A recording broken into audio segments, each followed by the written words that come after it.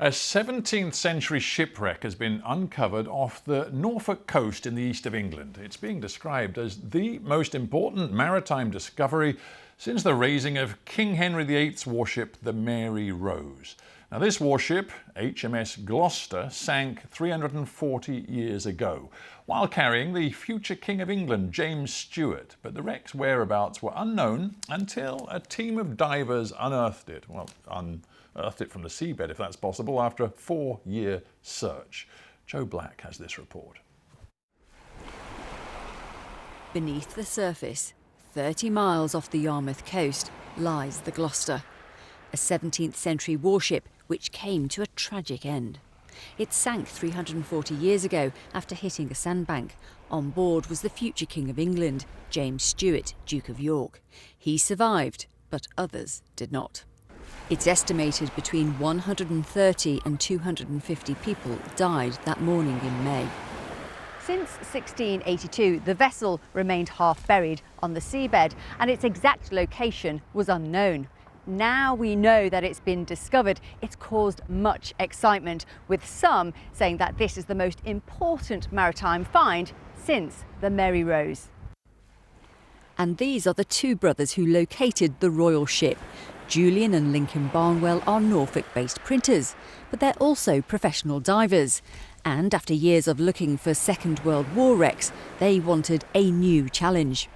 Would you believe there's 40,000 wrecks around the whole of the UK? So, and there's quite a lot. There's a lot off Norfolk.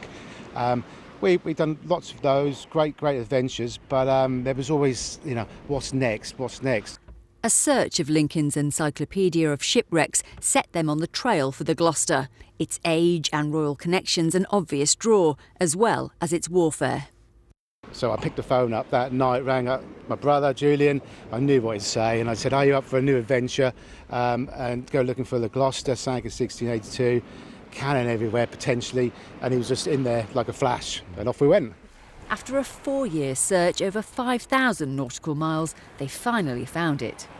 I could see dark shadow on the seabed, so you know you're on some wreck, which is just really fantastic, obviously. And before you knew it, another 5 metres or so, I was kneeling on the seabed and surrounded by just fantastically huge cannon. And there was more than one, there was a group of them, and I just knelt there, took the moment in for probably 5 minutes, and just unbelievable. Just one I'll never forget. Basically, I said to Lincoln, don't pretend when you come to the surface that you found it, because I'll give you a rude sign.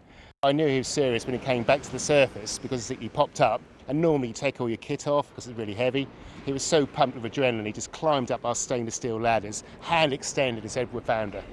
I fell over, didn't I? You did, then your belly fell over. And they've recovered many fascinating artefacts. Pipes still full of tobacco, spectacles with spare lenses, and bottles, some of them with wine still inside. And there is also the ship's bell.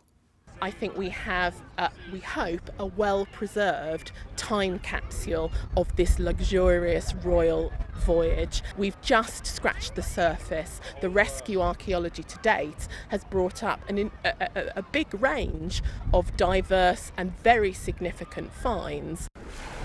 Many will want to see the Gloucester raised, but whether that's possible is still to be determined, with much more historical, scientific and archaeological work to do. Joe Black, BBC News.